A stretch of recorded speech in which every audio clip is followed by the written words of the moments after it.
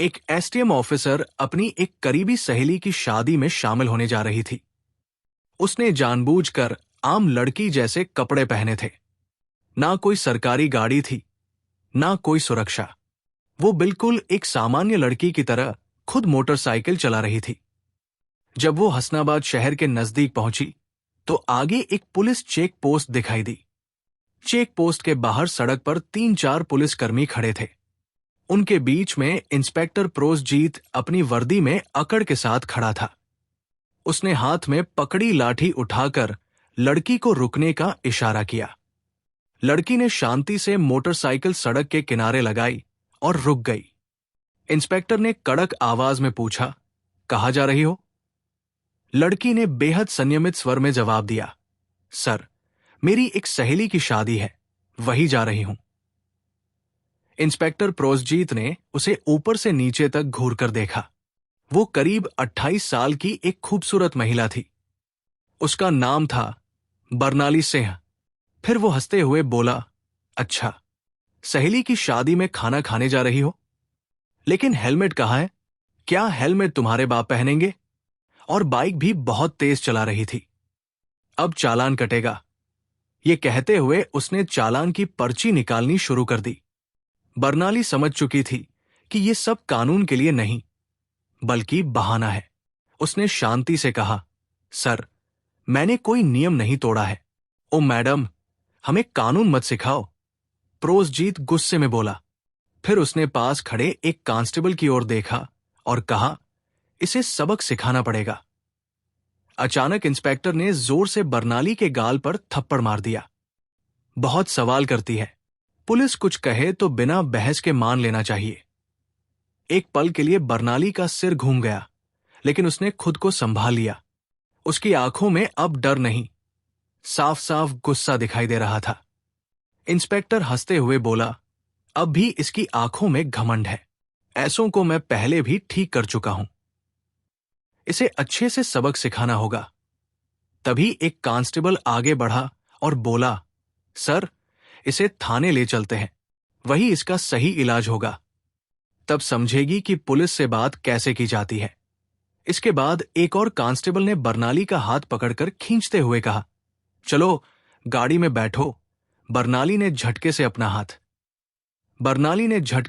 हाथ छुड़ाया और गुस्से में बोली, मुझे छूने की कोशिश मत करना, वरना अंजाम ठीक नहीं होगा। यह सुनकर इंस्पेक्टर और भड़क गया।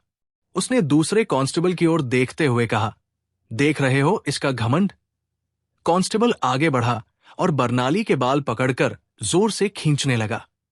बरनाली दर्द से कराह उठी, लेकिन अब तक उसने अपनी असली पहचान उजागर नहीं की थी। वो देखना चाहती थी कि ये लोग इंसानियत की कितनी हदें पार कर सकते हैं।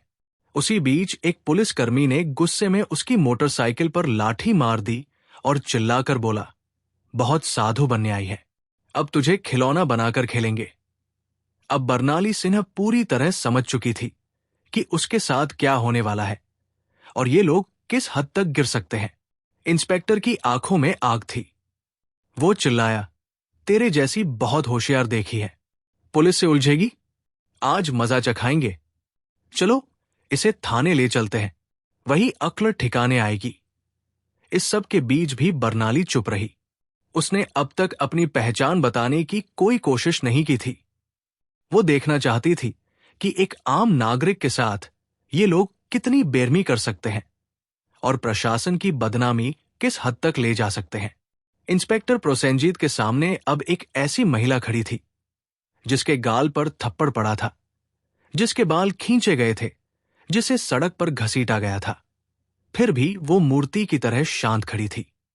ना कोई चीख, ना कोई आंसू। इंस्पेक्टर मन ही मन सोच रहा था, थाने पहुंचते ही देखता हूं इस जिद्दी औरत को कैसे तोड़ता हूं। यह सिर्फ गुस्सा नहीं था, ये अंदर ही अंदर सुलगता हुआ जहर था। चौकी इंचार्ज हंसते हुए बोला, अब इसकी जुबान भी चलने लगी है। चलो थाने में देखते हैं कितनी चलती है इसकी जुबान। थाने में घुसते ही इंस्पेक्टर जोर से चिल्लाया, ओए, सब कहाँ हो? चाय पानी लगाओ जल्दी, आज एक खास माल आया है। बरनाली अब भी खामोश थी। वो बस थाने की दीवारों को देख रही थी।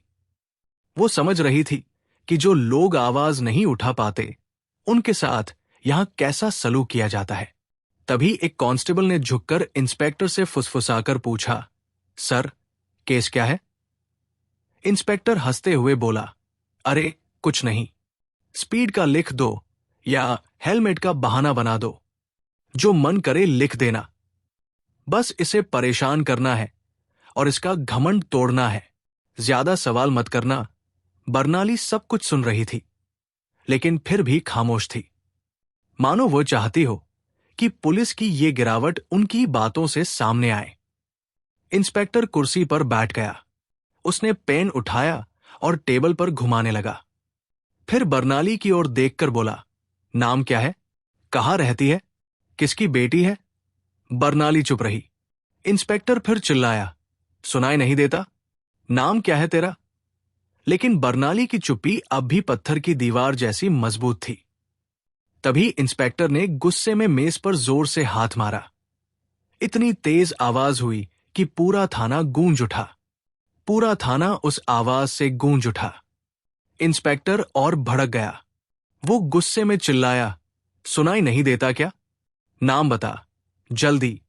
बर्नाली ने चेहरा दूसरी ओर घुमाया और शांत आवाज में कहा, जी, सुमिता शर्मा। इंस्पेक्टर उसके चेहरे की ओर देखकर हंस पड़ा। ओह, बड़ी चालाक लड़की है तू। झूठ बोलने की अच्छी प्रैक्टिस है तुझे, लेकिन याद रख, ज्यादा चालाकी भारी पड़ती है। एक भी गलती की तो संभलने का मौका नहीं मिलेगा। इसके बाद बर्नाली सिन्हा को जबरदस्ती एक गंदी और बदबूदार हवालात में डाल दिया गया। उस कोठरी में पहले से 2 कैदी मौजूद थे। उनमें से एक कैदी ने उसकी ओर देखकर पूछा, बहन, तूने ऐसा क्या कर दिया? बर्नाली ने हल्की सी मुस्कान दी, लेकिन कुछ नहीं बोली। अब वो साफ देख पा रही थी कि ये पूरा सिस्टम कितना सड़ चुका है। अगर एक एसडीओ को बिना वजह अंदर किया जा सकता है, तो आम आदमी की हालत का अंदाजा लगाना भी मुश्किल था। वो कोठरी के एक कोने में चुपचाप बैठी रही। सब कुछ देख रही थी, सुन रही थी और हर हरकत को ध्यान से समझ रही थी। उधर इंस्पेक्टर प्रोसेनजीत झूठी रिपोर्ट तैयार कर रहा था। उसने आदेश दिया, इसके ऊपर चोरी और ब्लैकमेलिंग का केस डाल दो। फाइल पर हाथ मारते हुए बोला, जल्दी करो। एक कांस्टेबल ने हिचकिचाते हुए पूछा, लेकिन सर, बिना सबूत?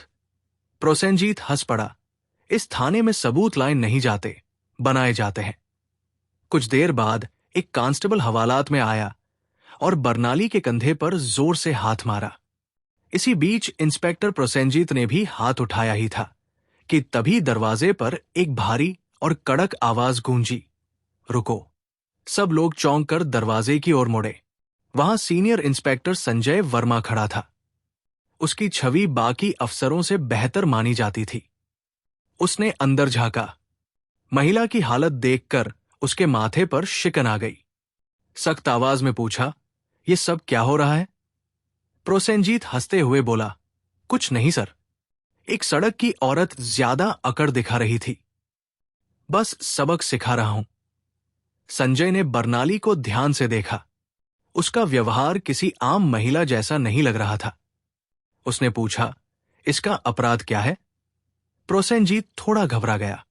हकलाते हुए बोला, सर, चेकिंग के दौरान बदतमीजी कर रही थी।